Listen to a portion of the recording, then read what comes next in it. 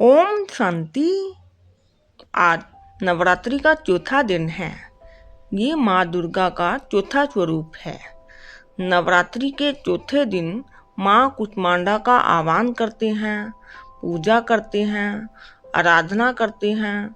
इनकी आराधना भय से मुक्ति के लिए की जाती है।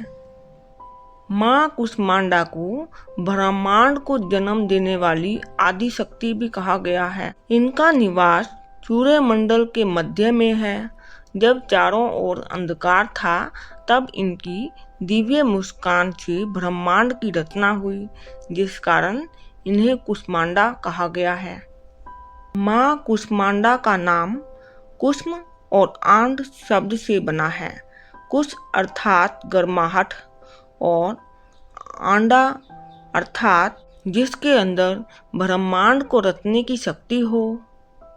भाव यही है, जो दिव्य आत्मा ज्ञान सूर्य परमात्मा के तेज में निवास करती है, अर्थात स्वयं में ज्ञान और योग बल का तेज समा लेती है।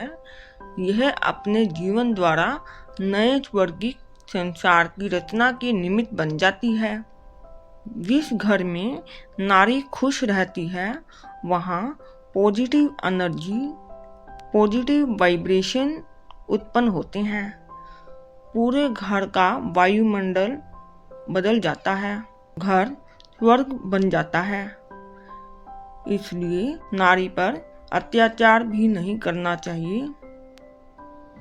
माँ कुष्मांडा के 8 हाथ दिखाए हैं, जिसमें अलग अलग प्रकार के अलंकार भी दिखाए हैं, जो ईश्वरीय शक्ति और ज्ञान का प्रतीक है।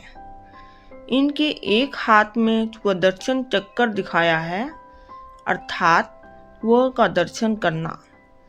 आत्मा सतयुग की आदि से लेकर कलयुग अंत तक चक्कर लगाती है।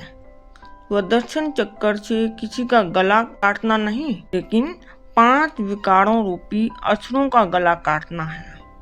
इनके अगले हाथ में गदा दिखाया है, जो कि 5 विकारों रूपी असुरों पर विजय प्राप्त करना है।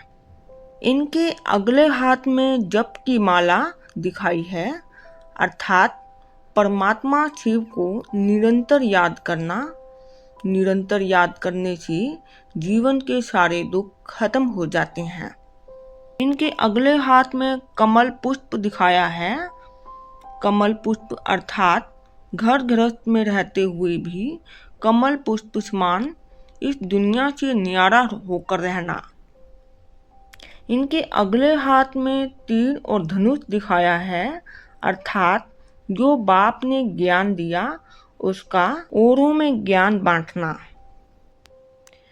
उनके अगले हाथ में कमंडल दिखाया है, अर्थात श्रेष्ठ पात्र को धारण करना। जो बाप सुनाते हैं उसको अपने जीवन में धारण करना। इनके अगले हाथ में कलश दिखाया है, अर्थात जो भी शुभ कार्य करते हैं तो पहले कलश रखते हैं। जब परमात्मा शिव इस धरा पर आते हैं तो ज्ञान का कलश रखते हैं। ज्ञान का कलश माताओं को देते हैं। माँ कुष्मांडा शिव की शक्ति है, तो आज माँ कुष्मांडा को सामने रखते हुए परमात्मा शिव से सुख शांति की वाइब्रेशन फैलाएं। आज चौथी नवरात्रि के उपलक्ष्य में ये सम्मान याद रखें, मैं निर्भय आत्मा हूँ। ओम शांति।